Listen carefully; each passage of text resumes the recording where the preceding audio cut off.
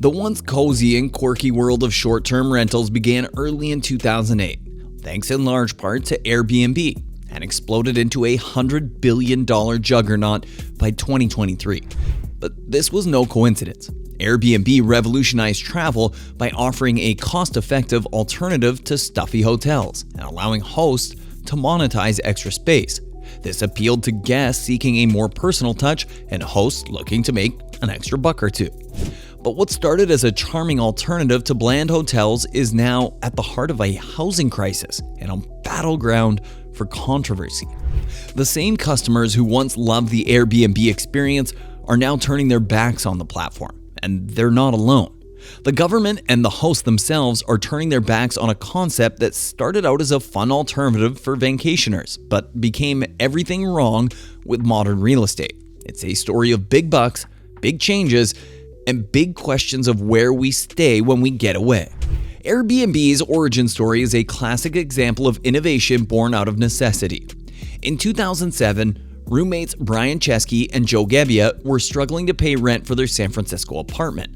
Spotting an opportunity during a local design conference, which had a lot of shortage of hotel accommodations, they set up a website offering visitors a place to sleep on air mattresses in their living room, along with breakfast, coining it Air Bed and Breakfast.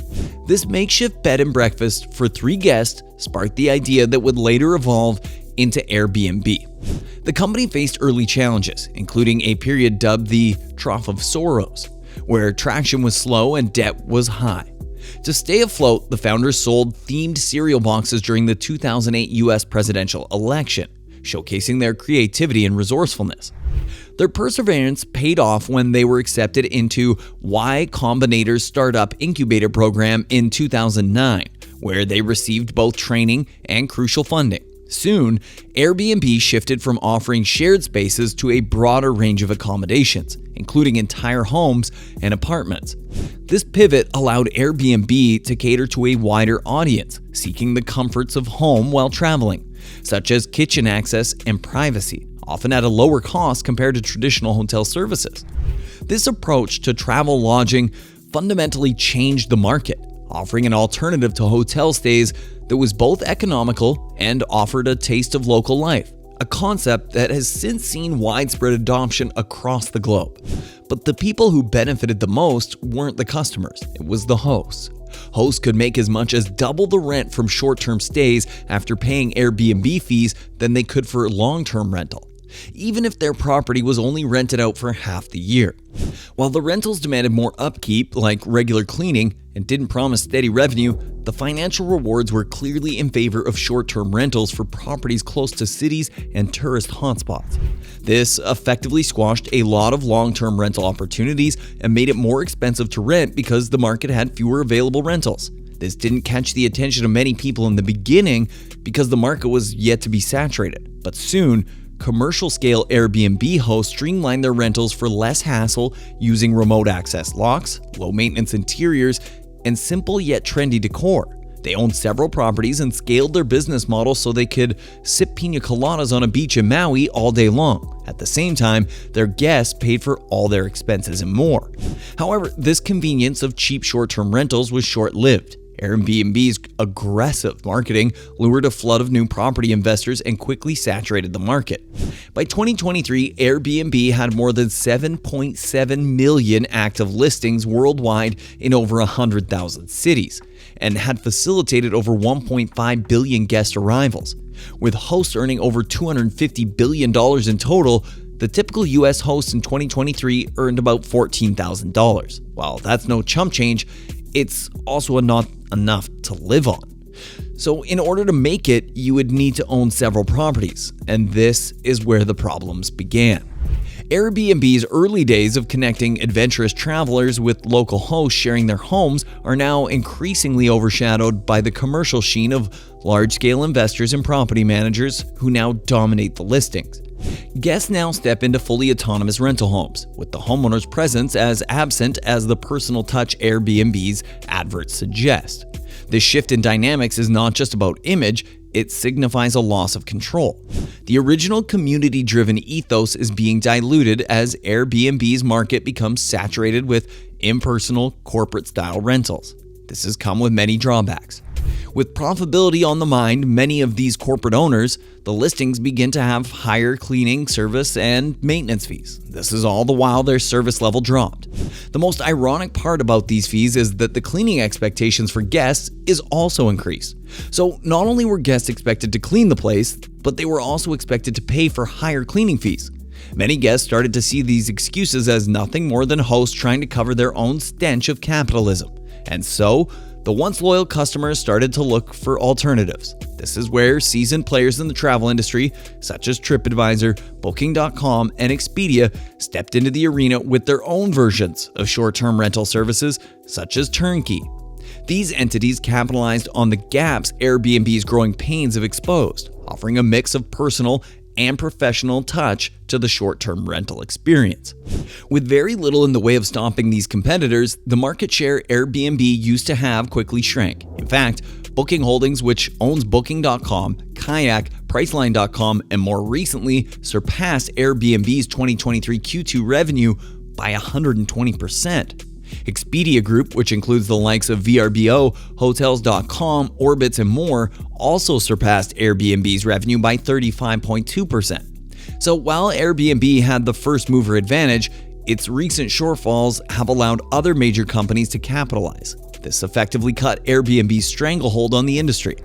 This isn't a bad thing for customers as, once again, they get more options to book a short-term rental and are less likely to deal with ridiculous fees from Airbnb just because they were the only ones offering enough variety. But on the other hand, some hosts are struggling to stay afloat. The combination of oversaturation and high fees has led to an overall decline in bookings and revenue on Airbnb in certain cities. For example, in cities like Phoenix and Austin, the revenue per listing has seen a nearly 50% drop between May 2022 and May 2023.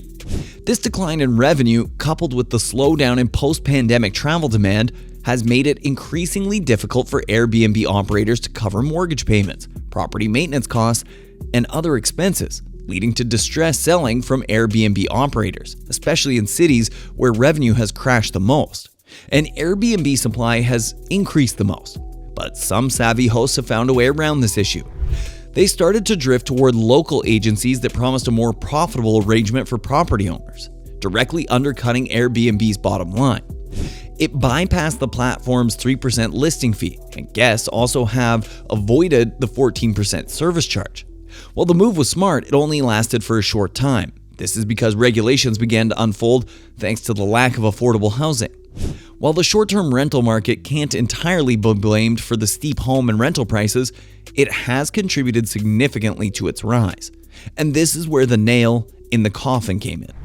Short-term rentals are now facing steep regulatory challenges that are quickly eating away all their profits. This not only poses a risk to Airbnb, but also to all the other institutions in the short-term rental market.